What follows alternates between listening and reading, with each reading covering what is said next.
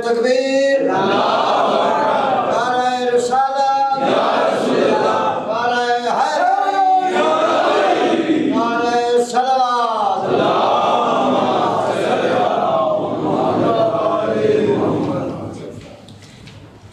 نحمده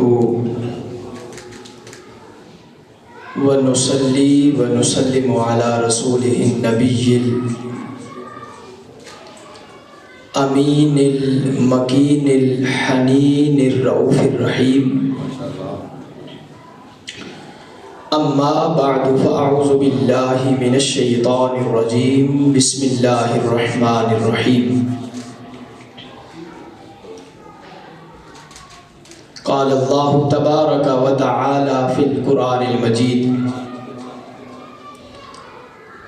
قل بفضل الله وبرحمته فبذلك فليفرحوا هو خير مما يجمعون. صدق الله ومولانا العظيم وصدق رسوله النبي الكريم. ان اللہ وملائکتہ یصلون علی النبی یا ایھا الذین آمنوا صلوا علیہ وسلموا تسلیما.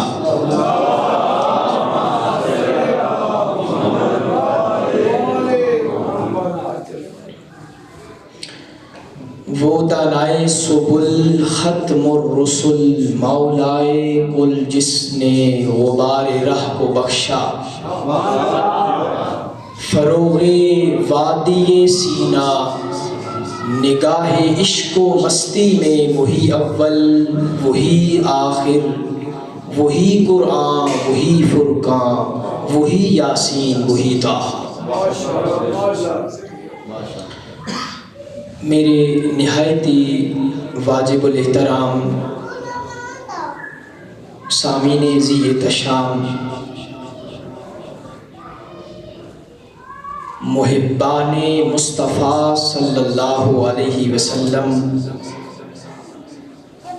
اور محبان اہل بیت اطہار رضوان اللہ تعالی علیہم اجمعین،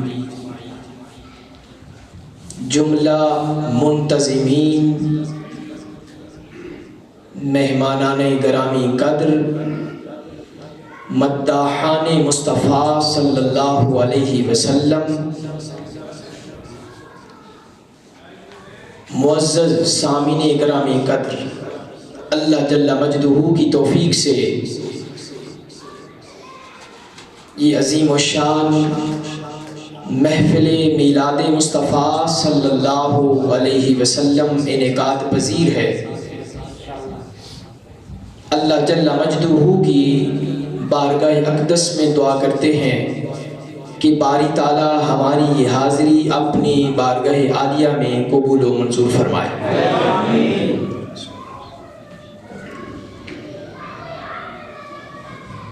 میں اپنی گفتگو جناب ابی طالب سے شروع کرنے لگا ہوں.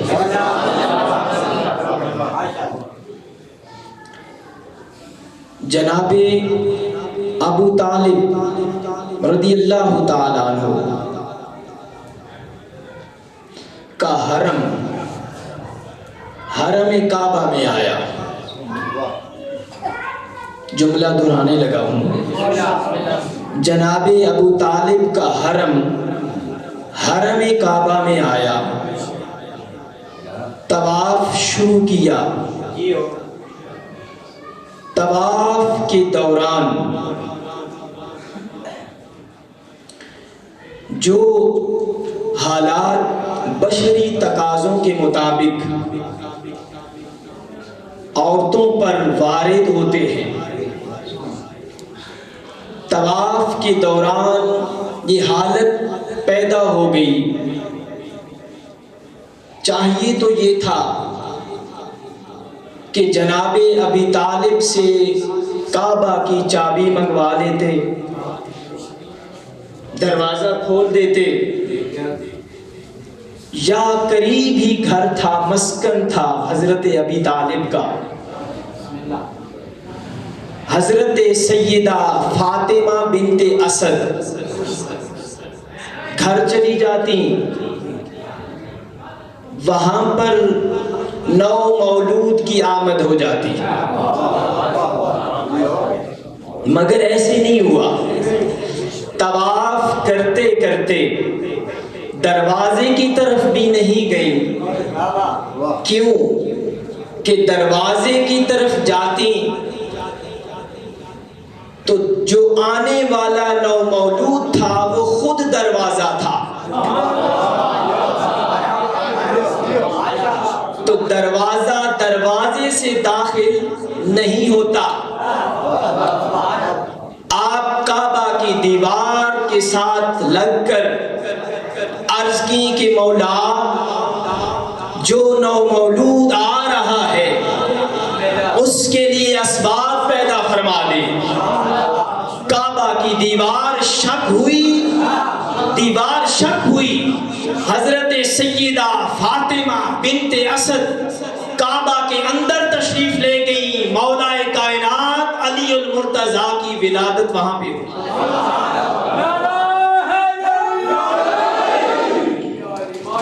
جسے آپ جشن مولود کعبہ کے نام سے جانتے ہیں۔ یہ مولود کعبہ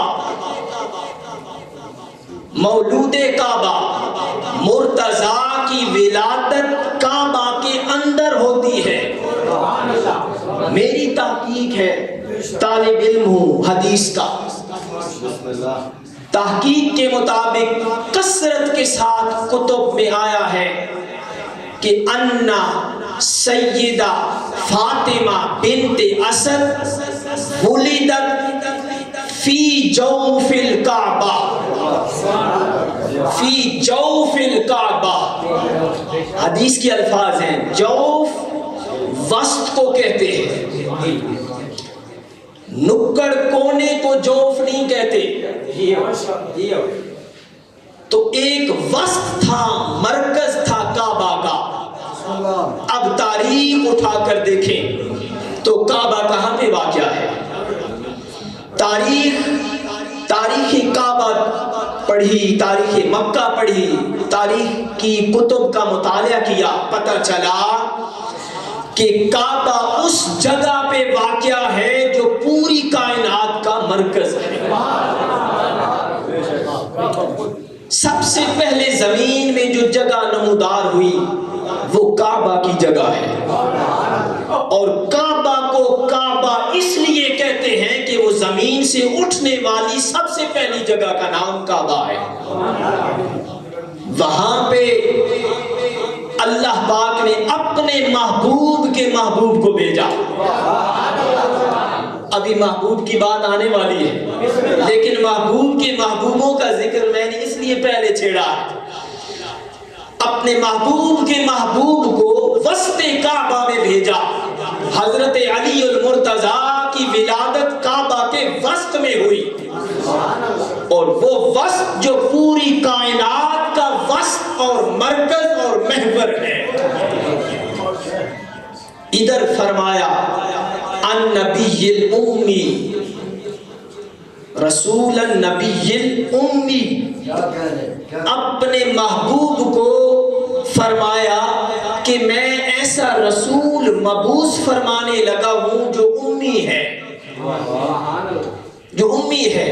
مولا ام کس کو کہتے ہیں؟ ام ہر چیز کی ابتدا کو، اس کی جڑ کو، اس کے مبدا کو، اس کے منبع کو ام کہتے ہیں۔ عربی میں ماں کو ام اس لیے کہتے ہیں کہ وہ بچے کی اصل ہوتی ہے، بچے کی بنیاد ہوتی ہے، اور ہر بنیاد کو، ہر اصل کو، مبدا کو قرآن نے ام کہا ہے۔ قرآن نے ام القرآن، مکہ کو بھی ام القرآن کہا ہے، کیوں کہ وہ زمین کی ابتدا ہے، زمین کی جڑ ہے، زمین وہاں سے پھوٹی، وہاں سے زمین بننا شروع ہوئی، اس لیے ام القرآن یعنی شہروں کی ماں مکہ ہے، کیونکہ شہروں کی ابتدا مکہ سے ہوئی، اور مکہ کی ابتدا کعبہ ہے۔ سبحان اللہ. ادھر فرمایا اپنے محبوب کو کہ ہم نے رسول امی بھیجا. کثرت کے ساتھ مفسرین نے لفظ امی کا جو معنی کیا ہے وہ ہے بنیاد، اصل، مبدا، جڑ، روٹ. تو رسول پاک صلی اللہ تعالی علیہ وسلم کو اس لیے کہا، کیوں کہ آقا علیہ السلام کائنات کی ہے. ابھی تک کسی شے کا وجود نہ تھا، نہ زمین تھی، نہ آسمان تھا، نہ جنت تھی، نہ دوزخ، نہ فرشتے تھے، نہ انسان تھے، نہ جنات تھے، نہ حیوانات تھے، نہ یہ دریا تھے، نہ یہ آبشاریں تھیں، نہ کھیت تھے، نہ پہاڑ تھے. الغرض کائنات میں کسی شے کو بھی اللہ نے وجود نہیں بخشا تھا، حتیٰ کہ اللہ کا عرش بھی پانی پہ تھا. وَكَانَ عَرْشُهُ عَلَى الْمَاءِ، اس کا اپنا عرش بھی پانی پہ تھا. کسی شے کو بھی وجود نہیں بخشا تھا. تو سب سے پہلے اللہ نے جس شے کو بنایا وہ اپنے نور سے نور مصطفیٰ کو تخلیق کر دیا. حضور صلی اللہ علیہ وسلم کے نور کی تخلیق ہو گئی. اسی نور سے لوح بنا، اسی نور سے قلم بنا، اسی نور سے کرسی بنی، عرش بنا. کائنات کی ہر شے نور مصطفیٰ سے بنتی گئی اور کائنات وجود میں آتی رہی. انما امرہ اذا اراد شیئا ان یقول لہ کن فیکون. اللہ جس شے کو بنانے کا ارادہ فرماتا کن فیکون، شے ہونے لگتی. مگر وہ جو شے بھی بنتی وہ نور مصطفیٰ کا صدقہ ہوتی. پہلے نور مصطفیٰ بنا، کائنات کی جڑ کو بنایا، کائنات کی ابتدا کو بنایا، کائنات کی اصل کو بنایا. فرمایا کہ میں جو محبوب بھیجنے لگا ہوں، جو رسول بھیجنے لگا ہوں، وہ رسول امی ہے جس کی ابتدا نور ہے. پوری کائنات اس سے بنی. وہ رسول امی میں اس دنیا میں مبعوث فرمانے لگا. اب ایک مرکز ابتدا اپنے محبوب سے اور ایک مرکز میں محبوب کے محبوب کو بھیجا. مولا کائنات حضرت علی المرتضیٰ کرم اللہ وجہ الکریم کو کعبہ کے وسط میں ولادت ہوئی. ادھر ولادت مصطفیٰ ہوئی. حضور صلی اللہ تعالی علیہ وسلم اس دنیا میں تشریف لائے. یہ تمہیدی کلمات کے بعد دوستان محترم، ولادت مصطفیٰ صلی اللہ علیہ وسلم یہ کوئی عام ولادت نہیں ہے. جس طرح کہ ولادت مولا کائنات عام ولادت نہیں ہے. ولادت کعبہ میں ہوتی ہے. عام بچے کی ولادت ہونا تو اسے پہلے پاک کیا جاتا ہے. تو جب پاک گھر میں آئے تو انہیں پاکی کی ضرورت نہیں رہتی. وہ خود پاک بھی ہوتے ہیں اور پاک کرتے بھی ہیں. اللہ خود پاک بنا کے، نظیف بنا کے، خوبصورت بنا کے، سنوار کے، علم کے خزانے عطا کر کے، حکمت و دانائی عطا کر کے اس دنیا میں مبعوث فرماتا ہے. جو پاک ہوتے ہیں وہ پلیتوں کو تو پاک کرتے ہیں مگر خود وہ پاک ہوتے ہیں. حضور سرور دو عالم صلی اللہ علیہ وسلم کی ولادت باسعادت بھی کوئی عام ولادت نہیں ہے. بچہ اس دنیا میں آتا ہے تو سب سے پہلے دائی کیا کام کرتی ہے؟ بچے کو نہلاتی ہے، پاک صاف کرتی ہے. مگر قربان جائیں ولادت مصطفیٰ پہ کہ حضور سرور دو عالم صلی اللہ علیہ وسلم اس دنیا میں تشریف لائے. سیدہ آمنہ رضی اللہ تعالی عنہا فرماتی ہے کہ فلما خرج منی نور. یہ نہیں فرمایا کہ فلما خرج منی مولود. مجھ سے بیٹے نے جنم لیا، یہ نہیں فرمایا، فرمایا خارج منی نور، مجھ سے نور خارج ہوا، وہ نور جو ازل سے اللہ نے بنا دیا تھا، اس نور سے لوح قلم عرش فرش بنا، وہ نور جو حضرت آدم کی پیشانی میں چمکا، حضرت نوح کی پیشانی میں چمکا، حضرت ابراہیم و اسماعیل کی پیشانی میں چمکا، وہ نور آگے زمانہ کروٹ لیتا رہا، وہ نور انبیاء کی پیشانیوں میں چمکتا ہوا حضرت سیدہ عبداللہ رضی اللہ تعالی عنہ کی پیشانی میں چمکا۔ جب وہ نور اس دنیا میں پھیلنے کا وقت آیا، اس دنیا میں مبعوث ہونے کا وقت آیا، تو سیدہ فرماتی ہیں فلما خرج منی نور، مجھ سے نور خارج ہوا۔ دوستو، نور جب میرے آقا، آپ کے آقا و مولا کی ولادت ہوئی نور کی شکل میں، تو وہ نور مکہ کی گلیوں میں، مکہ کے در و دیوار اس نور سے چمکنے لگے، اس نور سے منور ہو گئے۔ یہاں پہ بات ختم نہیں کی آپ نے، آگے آپ فرماتی ہیں کہ اسی نور سے، تاریکی تھی، ہر طرف اندھیرا تھا، نور چمکنے لگا، مکہ کی گلیاں روشن ہو گئی۔ اس نور کی اتنی کرنیں تھیں کہ شام کے محلات کے کنگرے اس نور سے روشن ہو گئے، روشن ہو گئے۔ وہ نور اتنا پھیلا کہ پوری کائنات روشن ہو گئی۔ چند لمحوں کے لیے میرے آقا کو حضرت سیدہ آمینہ کی گود سے اوجھل کر دیا گیا۔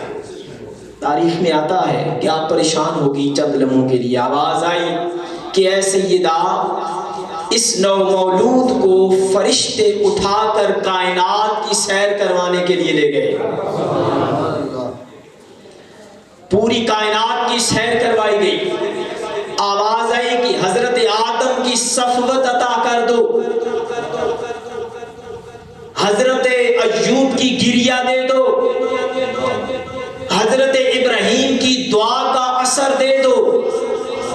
فرشتے زمین پر اتر آئے، 70,000 حوریں زمین و آسمان کے درمیان معلق تھیں، کھڑی کر دی گئیں، اس انتظار میں کہ نور مصطفیٰ جو ہی دنیا میں آئے، ولادت مصطفیٰ ہو جائے، اس وقت وہ حوریں استقبال کے لیے زمین پر اتر جائیں۔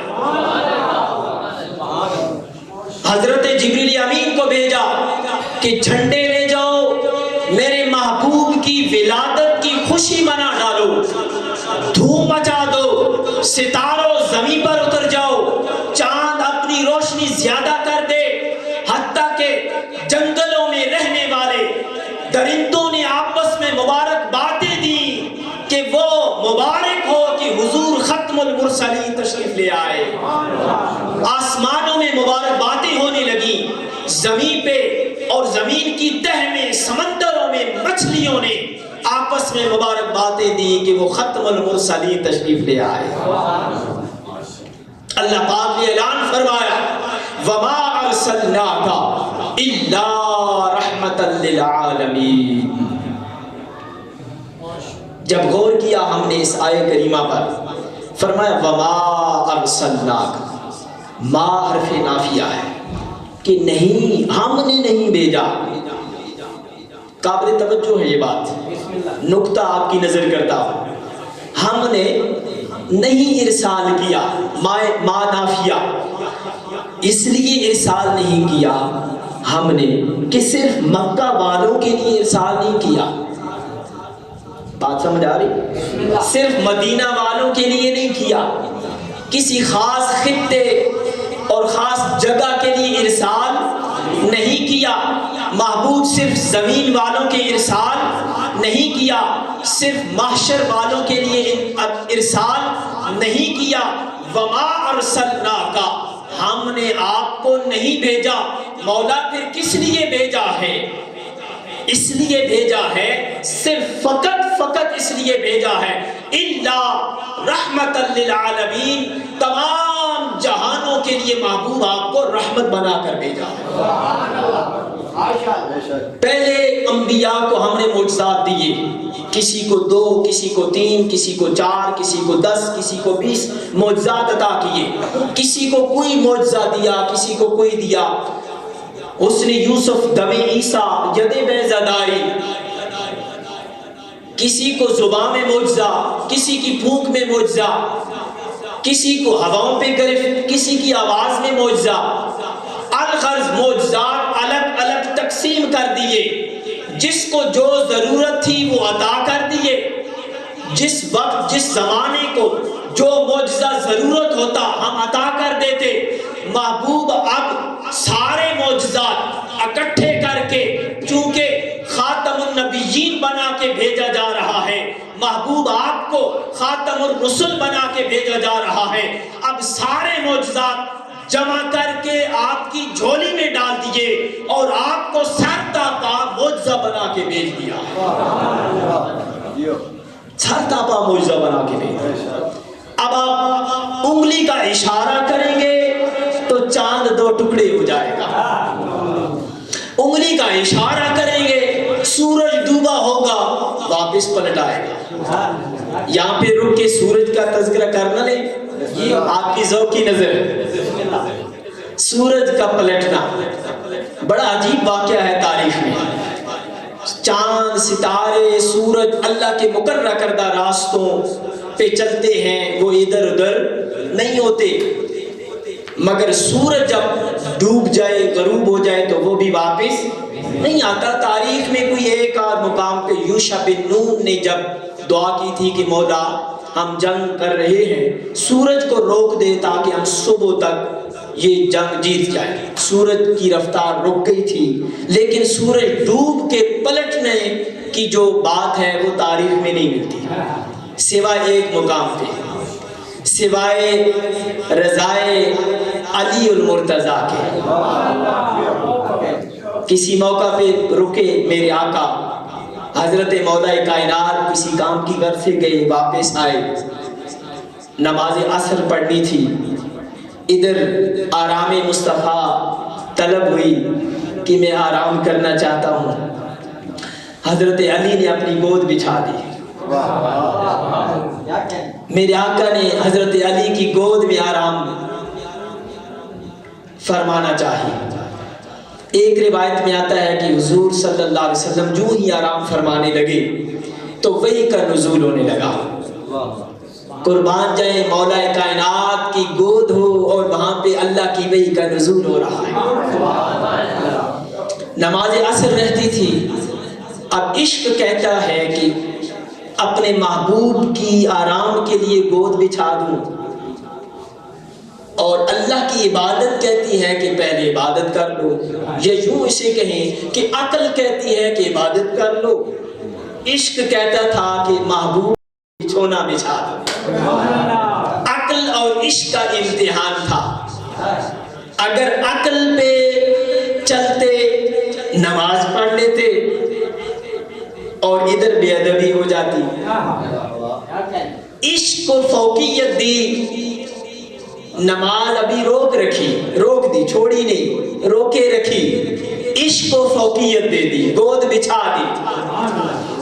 بات سمجھ آ رہی ہے جی؟ اب جب گود بچھائی میرے آقا آرام فرمانے لگے۔ دیکھو نبی کی ذات جو ہوتی ہے نا، نبی کا دل نہیں سوتا، آنکھ بند ہوتی ہے، دل جاگتا ہے۔ ہمارے دل غافل ہو جاتے ہیں، آنکھ بند ہو گئی، دل بھی غافل۔ انبیاء جب آرام کرتے ہیں دل جاگ رہا ہوتا ہے، آنکھ بند ہوتی ہے۔ یہی کیفیت تھی۔ سورج غروب ہو گیا، ایک نظر سورج پر، ایک نظر کائنات کے سورج پر۔ ایک سورج ڈوب رہا تھا، ایک سورج تو ایسے آفتاب کی طرح چمک رہا تھا۔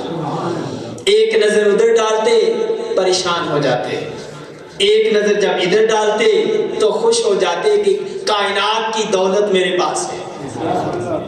سورج غروب ہو گیا، غروب ہوا، میرے آقا کی آنکھ مبارک کھلی۔ میں نے عرض کیا کہ دل غافل نہیں ہوتا، پہلے بھی معلوم تھا کہ سورج غروب ہو گیا ہے، مگر غروب ہوا تو آنکھ کھولی اور پوچھا علی کیوں پریشان ہو؟ گویا کہ مصطفیٰ علی کی پریشانی کو بھی جانتے ہیں. کیوں پریشان ہو؟ کیا چاہتے ہو؟ یا رسول اللہ عصر کی نماز نہیں پڑھی تھی، سورج غروب ہو گیا ہے، وہ پریشانی ہے. اب عشق سچا ہو نا، محبت سچی ہو تو صلہ بھی ملتا ہے، صلہ ملتا ہے، اس کا اجر اسی وقت مل جاتا ہے، دنیا میں مل جاتا ہے، قبر میں آخر میں تو ملنا ہی ملنا ہے. وہ اس کا اظہار دنیا میں بھی ہو جاتا ہے اگر محبت کامل ہو تو. پوچھا علی کیا چاہتے ہو؟ قضا کرنا چاہتے ہو؟ یا رسول اللہ آپ کی موجودگی میں نماز قضا کروں، یہ کیسے ممکن ہے؟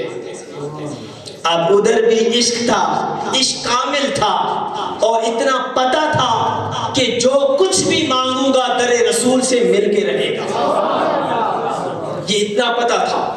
اور اختیارات مصطفیٰ کا بھی پتا تھا کہ جو بارگاہ مصطفیٰ سے طلب کروں گا وہ مل کے رہے گا. عرض کی یا رسول اللہ آپ موجود ہوں، علی قضا پڑے، یہ ممکن نہیں ہے.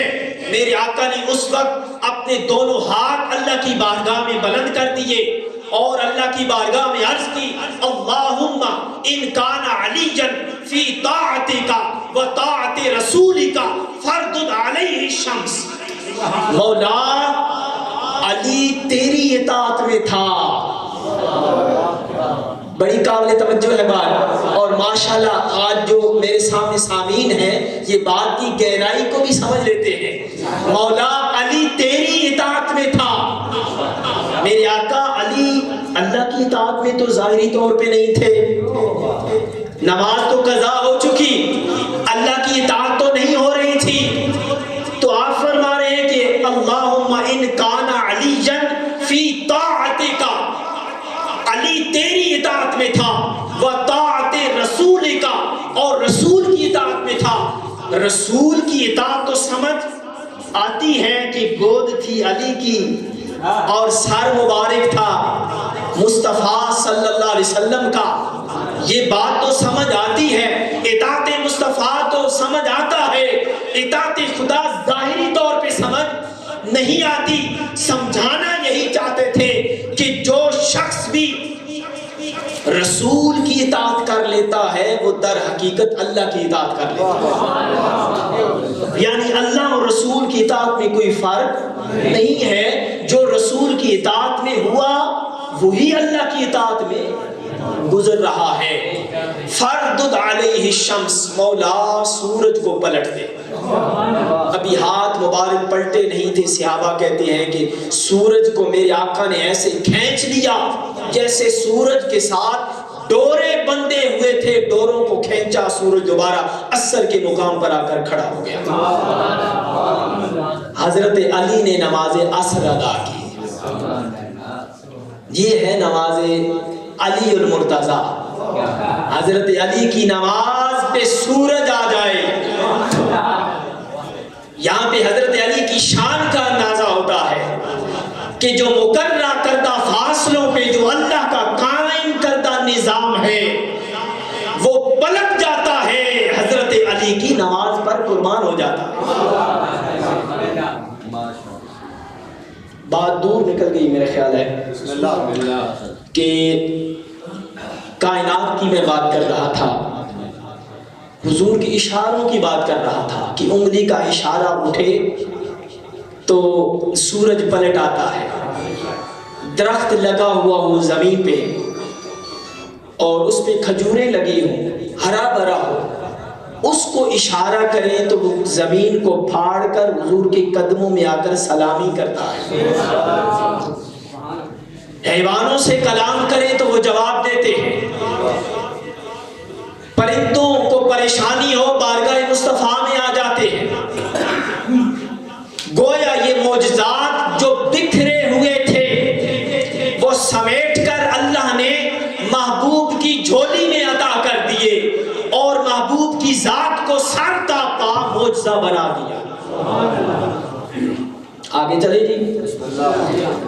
سامعین محترم، قل بفضل اللہ، اگلا نکتہ اللہ پاک نے ارشاد فرمایا قل بفضل اللہ وبرحمتہ۔ قرآن پاک میں فرمایا کہ محبوب آپ فرما دیں، آپ فرما دیں، میری شان یہ نہیں ہے کہ میں کسی انسان سے کلام کروں، آپ جس کو فرمائیں گے میرا کلام، میرا پیغام، میری توحید بنتی جائے گی، زبان آپ کی ہوگی، کلام میرا ہوگا۔ آپ فرما دیں، کیونکہ میں جس سے کلام کروں وہ نبی بنتا ہے۔ بفضل اللہ، جب اللہ کا فضل آ جائے، وبرحمتہ، اور اس کی رحمت آ جائے، دو چیزیں، اللہ کا فضل اور اس کی رحمت۔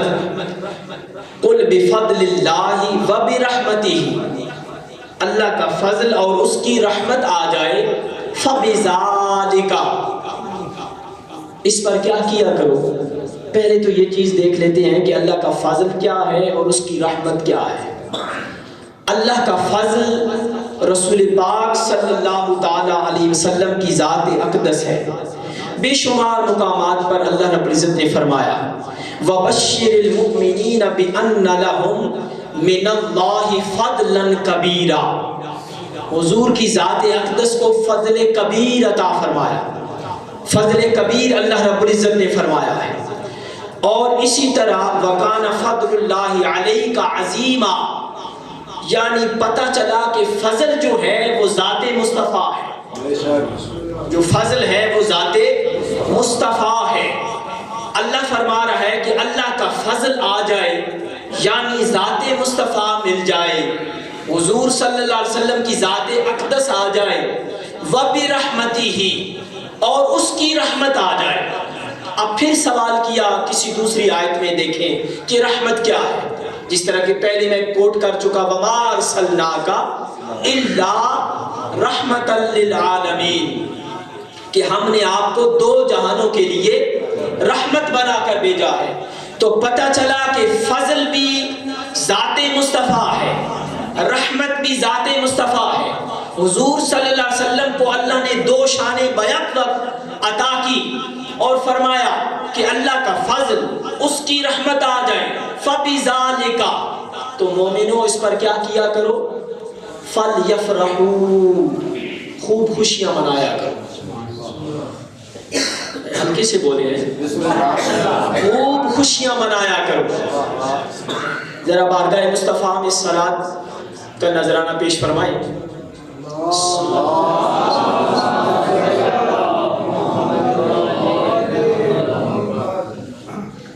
اللہ کے فضل اور اس کی رحمت کی بات، اللہ کا فضل بھی ذات مصطفیٰ صلی اللہ علیہ وسلم ہے، اللہ کی رحمت بھی ذات مصطفیٰ صلی اللہ علیہ وسلم ہے۔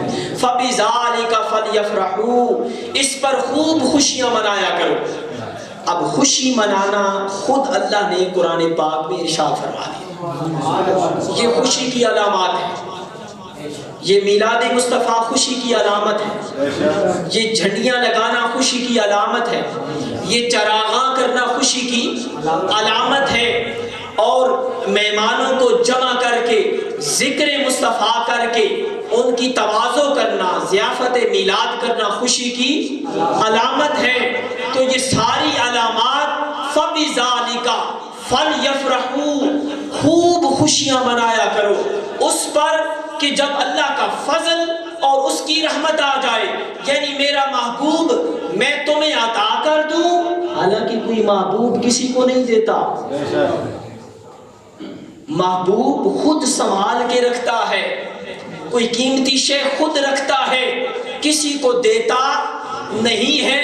جب کوئی محبوب دے دے، فرماتا ہے لَقَدْ مَنَّ اللَّهُ عَلَى الْمُؤْمِنِينَ إِذْ بَعَثَ فِيهِمْ رَسُولًا، لوگوں میں محبوب تو نہیں دیتا تھا، اور کتنی نعمتیں تمہیں عطا کی ہیں، کسی نعمت پر احسان نہیں جتلایا، مگر احسان اگر جتلایا ہے تو اپنا محبوب حقیقی محبوب عطا کر کے، وہ ذات مصطفیٰ صلی اللہ علیہ وسلم کی شکل میں تمہیں عطا کر دیا ہے، اس کا احسان جتا رہا ہوں۔ لقد من اللہ علی المؤمنین اذ بعث فیہم رسولا، بس احسان ایک بات کا ہے، ذات مصطفیٰ عطا کر دی ہے، احسان کر دیا ہے مومنوں پر ایک رسول مبعوث کر کے، بس اس پر ایمان لانا ہے۔ جب وہ رسول آ جائے اس کی خوشی منا کر لوگوں کو بتا دینا ہے کہ ذات مصطفیٰ کی آمد ہے، ولادت مصطفیٰ کی آمد ہے، ولادت مصطفیٰ پر خوب خوشیاں منا لینی ہے تاکہ میں بھی راضی ہو جاؤں۔ نعرہ تکبیر، نعرہ رسالت، نعرہ حیدری، نعرہ صلوات۔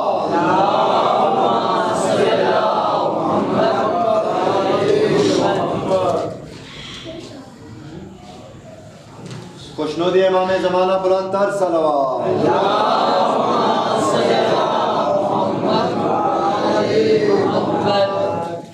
دوستان محترم، میری گفتگو کا اگلا نقطہ میں عرض کر رہا تھا کہ ولادت مصطفیٰ صلی اللہ علیہ وسلم کوئی عام ولادت نہیں ہے۔ عام ولادت اس لیے نہیں ہے کہ بچہ جب اس دنیا میں آتا ہے تو سب سے پہلا کام اسے پاک کیا جاتا ہے اور اس کی ناف کاٹی جاتی ہے کہ نہیں ایسا؟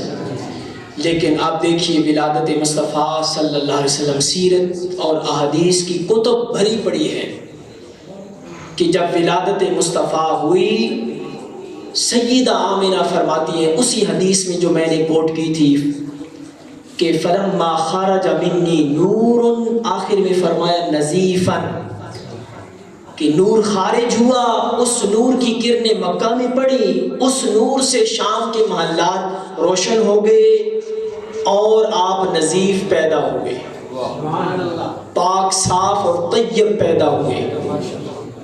آپ کی ناف مبارک کٹی ہوئی تھی، میرے آقا کی چشمان مقدس میں سرمے لگے ہوئے تھے۔ لاؤ کوئی ولادت ایسی،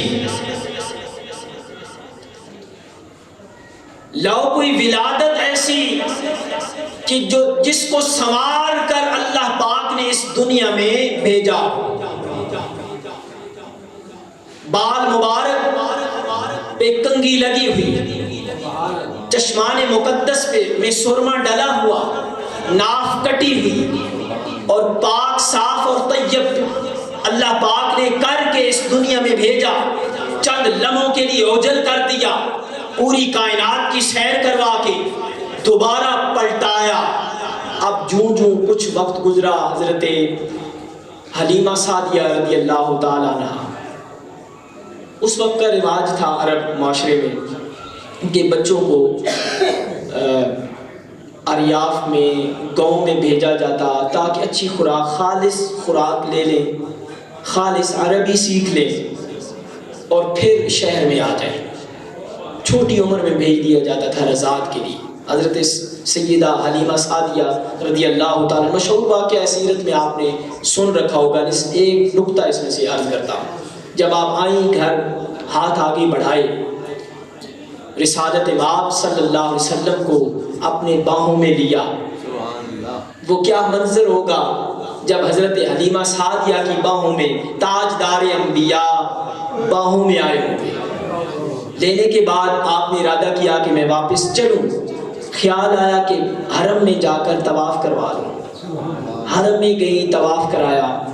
طواف کے بعد جب حجر اسود کے قریب بوسہ دلانے کے لیے لے گئی تو تاریخ کی کتب میں آتا ہے کہ حجر اسود نے جب لب مصطفیٰ قریب کیا حلیمہ سعدیہ نے، تو حجر اسود اپنی جگہ سے نکل کر اس نے لب مصطفیٰ کو چوم لیا۔ یہ کچھ آثار دیکھیں، آپ پریشان ہو گئے کہ یہ کوئی عام بچہ نہیں ہے۔ بس رضاعت کے لیے گھر لے گئیں، گھر کے حالات کوئی خوشحال نہیں تھے، بکریوں غربت کی وجہ سے ان کے تھنوں میں دودھ نہ تھا، دیا جلانے کے لیے تیل نہ تھا، غربت تھی۔ لیکن کیا ہوا، وہ نور اب پلٹ آئے وہ ابتدائی کلمات. وہ نور چلتا چلتا اب حضرت حلیمہ کی کٹھیا میں تھا. نور مصطفیٰ صلی اللہ علیہ وسلم کی آمد حلیمہ کی گھر ہو گئی، اور آمد مصطفیٰ ہوئی تو پورا گھر اس نور سے چمکنے لگا. صبح عورتیں جس طرح عادت ہوتی ہے ایک جگہ پہ جمع ہوتی ہیں، حال احوال پوچھتی ہیں.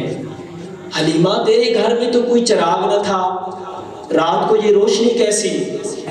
تو فرمایا کہ مجھے پوری کائنات کی جو دولت آئی ہے، جو میرے حصے میں کائنات کی دولت ملی ہے، نور مصطفیٰ کی اتنی کرنیں تھیں کہ ساری رات میرا گھر جگمگ جگمگ کرتا رہا. چند دنوں میں بکریوں کے تھنوں میں بھی دودھ اب بھر آیا، حالات بدل گئے، خوشحالی آنے لگی. حلیمہ تو نے کیا کیا ہے؟ تیرے حالات بدل گئے، راتوں رات تیرے حالات بدل گئے، اس لیے کہ میرے مصطفیٰ کی آمد میرے گھر ہوئی ہے. برکتوں کی وجہ سے میرا جو حال احوال تھے وہ بھی بدل گئے. بکریوں کے تھنوں میں دودھ آ گیا، اور وہ دودھ ختم نہیں ہوتا، میرے سارے برتن دودھ سے بھر بھی جاتے ہیں، بکریوں کے تھنوں میں دودھ ختم نہیں ہوتا. یہ نور مصطفیٰ کی برکت ہے اور آمد مصطفیٰ کی برکت ہے. یہ برکت کی وجہ سے میرے گھر کے سارے حالات بدل گئے ہیں. بسم اللہ. حلیمہ سعدیہ رسول نہیں پایا، رسول حلیمہ سعدیہ. بالکل بہت اچھا جملہ، انہوں نے میری گفتگو کو اور آسان کر دیا. بے شک یعنی اس سے یہ پتا چلا ظاہری طور پہ حلیمہ سعدیہ کر رہی ہے، لیکن پس پردہ برکتوں کا نزول میرے آقا کی طرف سے ہے. تو پالا ظاہری طور پہ حلیمہ نے ہے، در حقیقت میرے آقا نے پال کر برکتیں عطا کر کے رحمتیں عطا کر کے حضرت حلیمہ کی حالات بدل دیے. اور صرف حضرت حلیمہ کے حالات ہی نہیں، پوری کائنات کے نظام کو بدل کے رکھ دیا. یہ تو حضور کی برکتیں ہیں. تھوڑا سا وقت ابھی، تھوڑا سا تاریخ کا مطالعہ کروانا چاہتا ہوں. اگر تاریخ کی کتابیں اٹھا کر دیکھیں، حضور سرور دو عالم صلی اللہ علیہ وسلم کے 1000 سال پہلے، آمد مصطفیٰ سے 1000 سال پہلے کا ایک واقعہ. وہ واقعہ یوں ہے کہ یمن کا ایک بادشاہ تھا، وہ طبع حمیری کے نام سے جانا جاتا تھا. وہ یمن سے اس نے ارادہ کیا، سیر و سیاحت کے لیے نکلا، مکہ میں گیا. اس کے ساتھ بڑے معتبر اولو العزم چوٹی کی علماء بھی، بعض کتب میں آتا ہے 400، بعض میں 4000 کی تعداد بھی آتی ہے، مگر ہم 400 والی روایت لیتے ہیں کہ 400 علماء ساتھ تھے. مکہ میں داخل ہوا، مکہ والوں نے اس کا کوئی استقبال نہیں کیا. اس نے پوچھا کہ یہاں کے لوگوں نے میرا کوئی استقبال نہیں کیا، کیا وجہ ہے؟ لوگوں نے بتایا کہ یہاں پہ اللہ کا گھر ہے، لوگ طواف کرتے ہیں، عبادت میں مصروف ہوتے ہیں، اس لیے طواف میں مصروف تھے، تیرا استقبال نہیں ہوا. اس کے منہ سے ایک جملہ نکلا. جملہ کیا تھا کہ میں کعبہ کی عمارت کو گرا دوں گا اور غلاف کو جلا دوں گا. جب یہ جملہ نکلا تو اس کے منہ سے، کانوں سے، آنکھوں سے خون جاری ہو گیا. اطباء کو بلایا گیا، علاج کروایا گیا، مگر افاقہ نہ ہوا. کسی نے کہا کہ تیری زبان سے جو کچھ جملہ نکلا ہے اس پر توبہ کر تو یہ بیماری درست ہو جائے گی. اس نے توبہ کی، توبہ کے بعد اس کی بیماری درست ہو گئی. اس نے کہا کہ میں کعبہ پر غلاف بھی چڑھوں گا. یہ کرنے کے بعد وہ واپس پلٹا. جب واپس پلٹنے لگا تو یثرب کے مقام پر اس نے پڑاؤ کیا. اس کے ساتھ وہ علماء بھی ساتھ ساتھ ہیں. ان علماء نے اپنی کتابوں میں پڑھ رکھا تھا کہ نبی آخر الزمان اس دنیا میں تشریف لائیں گے اور وہ ہجرت کر کے اس جگہ پہ تشریف لائیں گے جس جگہ کو یثرب کہتے ہیں. یہاں کی کھجوریں، یہاں کا محل وقوع بتاتا ہے کہ وہ یہ جگہ ہوگی. اس نے کہا ٹھیک ہے میں یمن جاتا ہوں، لیکن ان علماء نے کہا کہ ہم یہیں پہ رہیں گے، ہم آپ کے ساتھ واپس نہیں جائیں گے. اس نے وہاں پہ ان کے لیے مکانات تعمیر کروائے، خود واپس پلٹ گیا. لیکن ایک کام کر گیا، اس نے ایک خط لکھا. خط میں کیا تھا کہ طبع حمیری ہوں اور آنے والے رسول صلی اللہ علیہ وسلم کی طرف خط لکھ رہا ہوں۔ یہ کب کی بات ہے؟ 1000 سال پہلے کی بات ہے۔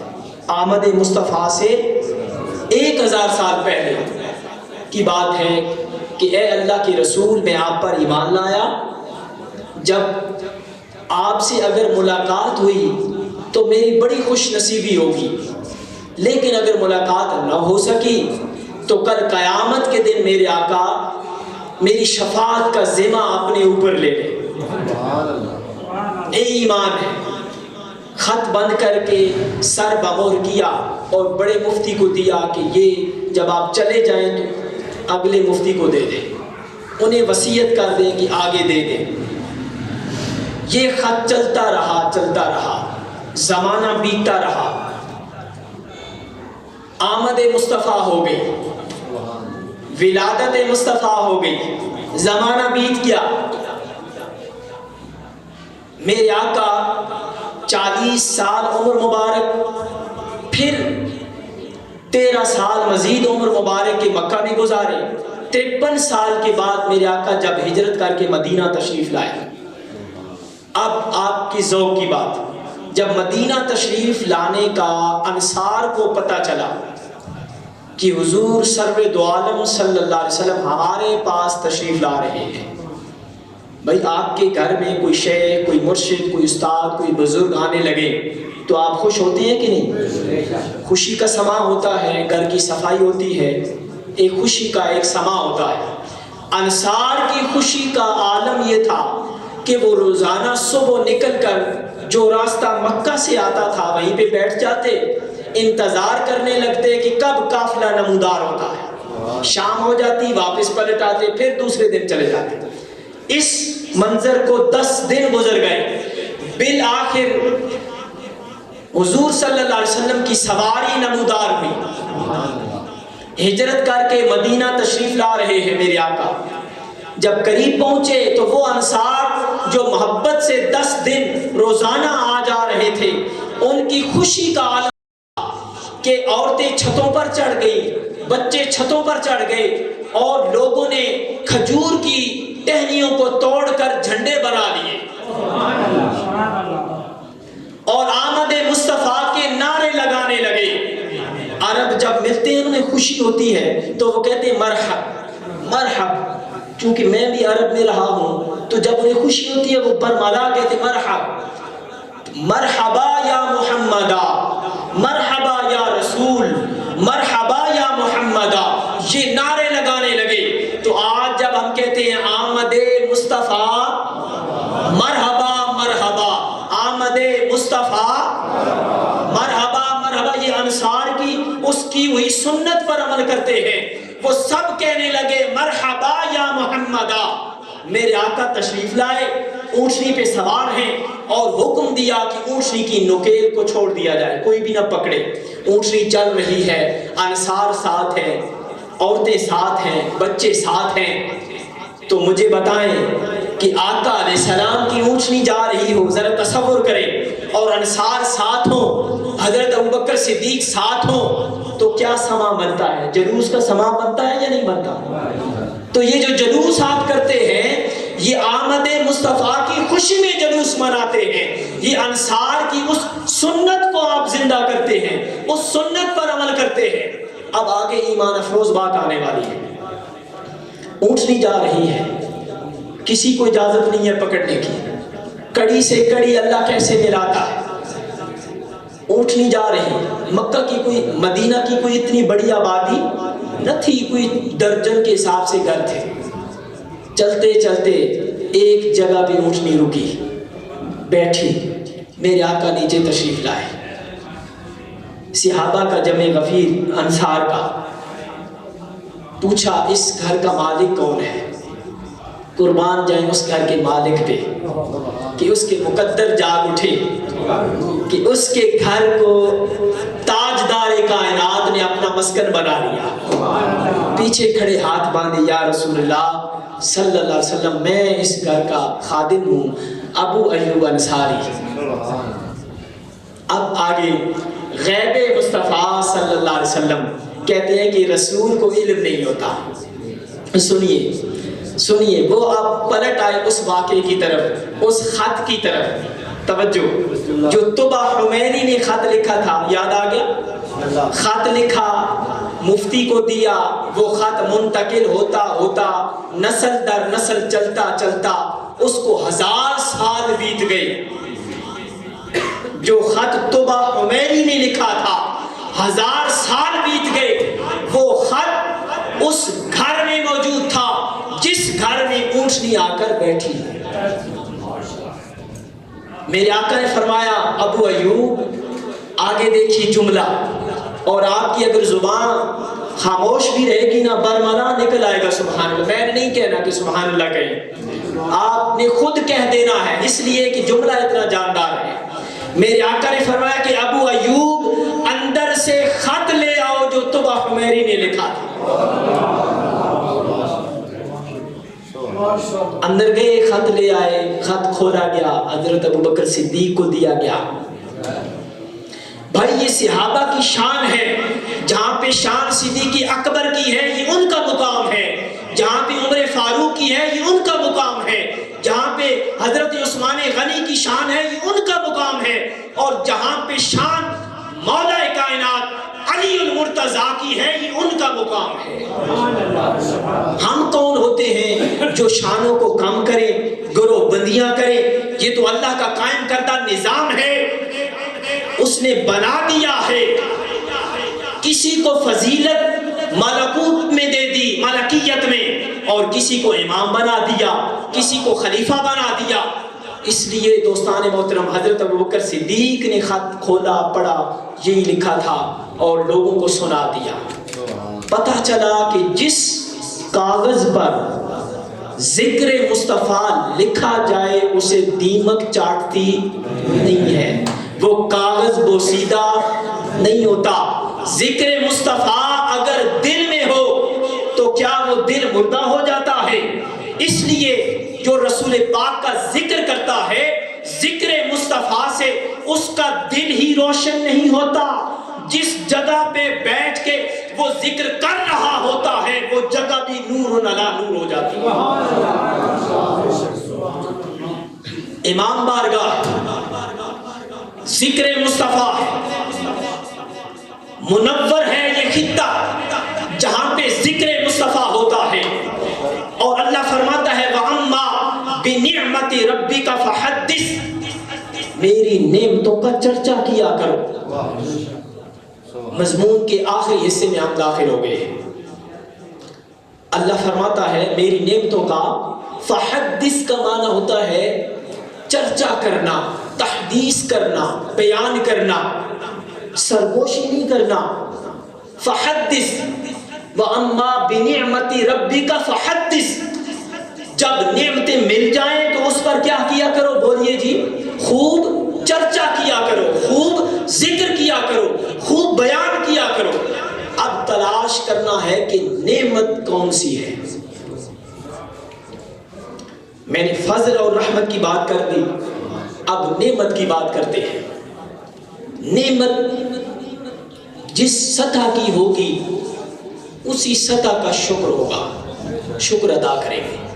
نعمت کا مقام تھوڑا سا بڑھے گا, شکر کا مقام بڑھ جائے گا. نعمت کا مقام اور بڑھے گا, شکر کا مقام بڑھ جائے گا. نعمت کی فضیلت جوں جوں بڑھتی چلی جائے گی, شکر کا مقام توں بڑھتا چلا جائے گا. یہ ایک اصول ہے سادہ سا. اب آ جائیں کہ نعمت کون سی نعمت تلاش کریں جو سب سے بڑی نعمت ہے. قرآن نعمت ہے کہ نہیں؟ رمضان نعمت, نماز نعمت, دین نعمت, اسلام کی جو دولت نعمت, یہ ساری نعمتیں ہیں. شب قدر نعمت, حتیٰ کہ اور بھی گنتے چلے جائیں تو نعمتیں بے شمار ہیں. لیکن بڑی نعمت کون سی ہے؟ ذرا دیکھتے ہیں. تھوڑا سا فلسفہ کیا ہے اس کا کہ رمضان نعمت ہے, قرآن نعمت ہے یہ بھائی میں آپ سے گہری باتیں اس لیے چھیڑ دی ہیں کہ آپ لوگ اس باتوں کو سننے کی عادی ہیں. آپ کی جو قوت سماعت ہے ادراک ہے وہ عادی ہیں آپ کو دقت نہیں ہے سمجھنے میں اور مجھے سمجھانے میں بھی کوئی پریشانی نہیں ہو رہی. آپ سمجھتے چلے آ رہے ہیں. اگر قرآن نعمت ہے تو قرآن کو فضیلت کیوں ملی کہ اللہ کا کلام ہے, اور لیلۃ القدر نعمت ہے اس کو فضیلت کیوں ملی کہ اس رات قرآن نازل ہوا. تو پتہ چلا کہ قرآن کو لیلۃ القدر کو فضیلت ہے اور یہ دونوں نعمتیں ہیں لازم ملزوم ہے ایک دوسرے کے ساتھ. لیکن قرآن کس پر نازل ہوا؟ قرآن قلب مصطفیٰ پہ نازل ہوا. لو انزلنا هذا القرآن على جبل لرأيته خاشعا متصدعا من خشية الله. اگر ہم قرآن نازل کرتے پہاڑوں پر تو پہاڑ خشیت سے ریزہ ریزہ ہو جاتے. پہاڑوں کی طرف جب قرآن نازل کرنے کی بات آئی تو پہاڑوں نے ہاتھ باندھ کے عرض کی مولا ہم اس کی طاقت نہیں رکھتے.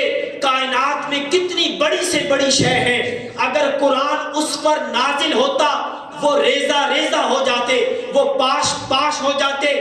قربان جائے قلب مصطفیٰ پر کہ اللہ نے قلب مصطفیٰ پہ قرآن نازل کر دیا ہے اور اس قرآن کو نسبت دے دی ہے ذات مصطفیٰ سے, اور ذات مصطفیٰ کو نسبت دے دی ہے علی المرتضیٰ سے.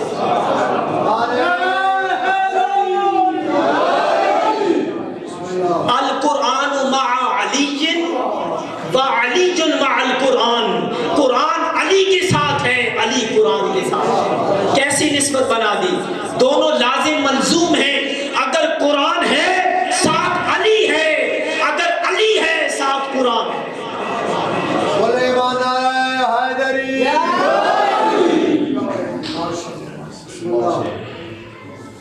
قرآن کیوں نہ ہو؟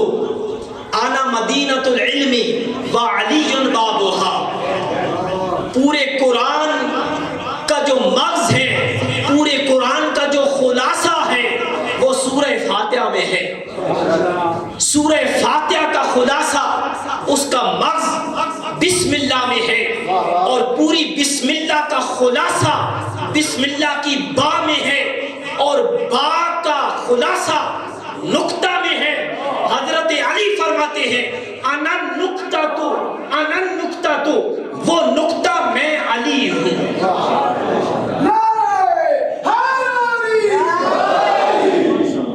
وہ نقطہ میں علی.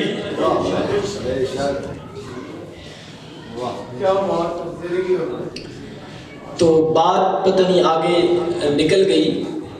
تو دوستو ذات مصطفیٰ صلی اللہ تعالی علیہ وسلم نعمت کی میں بات کر رہا تھا. نعمت, یہ نعمت قرآن لیلۃ القدر.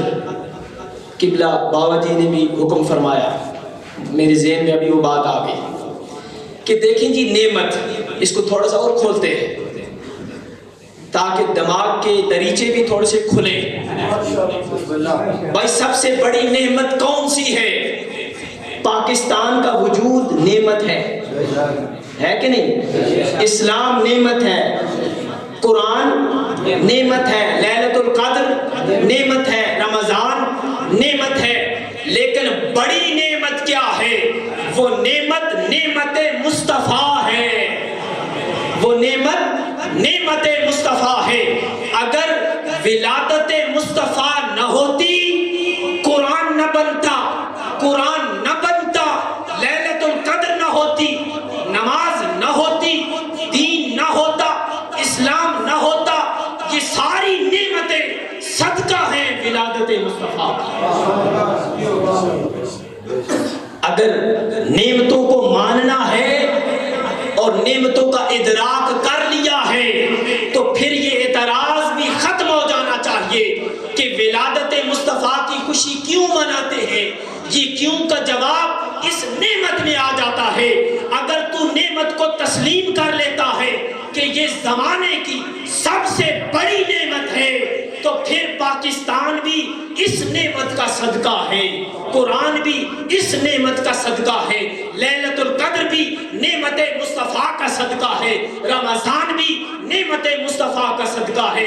جب اگر تو قرآن ختم ہو تو خوشی منائے، بخاری کا ختم ہو تو خوشی منائے، پاکستان بنے خوشی منائے، یوم پاکستان منائے، یوم اقبال منائے، اور عید الوطنی منائے، اور طرح طرح کی تو خوشیاں منائے، جو ساری نعمتیں صدقہ ہیں نعمت مصطفیٰ کا۔ تو اگر تو اور خوشیاں مناتا ہے تو سب سے بڑی جو نعمت ہے اس پر تجھے خوشی بھی ضرور منانا ہوگا۔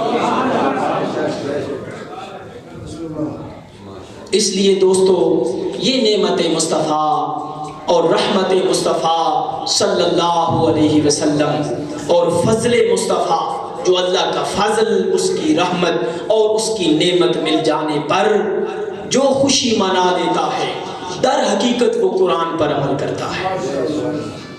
اسی پر ختم کرتے ہیں بار دیگر جملہ انتظامیہ۔ میرے جن لوگوں نے توسط سے قبلہ بابا جی، زلفی بھائی، شہدی بھائی، اور جن لوگوں کے آپ سب ٹیم نے جو مجھے مدعو کیا، اس کا بہت شکر ادا کرتا ہوں۔ اور مجھے یہ موقع ملا کہ آپ سے ہم کلام ہوا۔ قبلہ محترم جبار صاحب، آپ کی بھی شکریہ، مہربانی کہ آپ اتنی دیر یہاں پہ بیٹھے، اور مجھے بھی آپ نے سنا۔ آپ سنتے رہتے ہیں اکثر، میں نے چہرے پڑھ لی ہیں، میں بھی یہیں کی پیدائش ہوں۔ تو آج چونکہ بالخصوص ایک ایسا ماحول تھا، مجلس تھی میلاد مصطفیٰ صلی اللہ علیہ وسلم کی، انشاءاللہ یاد زندہ صحبت باقی پھر کبھی موقع ملا فضائل علی پر اور شان سیدہ فاطمہ الزہرا رضی اللہ تعالیٰ عنہ، اس پر بھی میں نے کلام کرنا تھا، لیکن میں زیادہ ابھی وقت آپ کا نہیں لینا چاہتا۔ یہ بھی نعمتیں ہمیں ملی ہیں، نعمت مصطفیٰ ہے تو نعمت سیدہ فاطمہ بھی ہے، نعمت مولا کائنات بھی ہے، نعمت حسنین کریمین بھی ہے، یہ بھی نعمتیں ہیں۔ تو ان نعمتوں کے جو فضائل ہیں وہ بھی بیان کرنے ہیں، انشاءاللہ اللہ نے زندگی دی، پھر کسی موقع پر بیان کریں گے۔ اللہ ہم سب کا حامی و ناصر ہو۔ مجھے اجازت دیجیے، والسلام علیکم ورحمۃ اللہ۔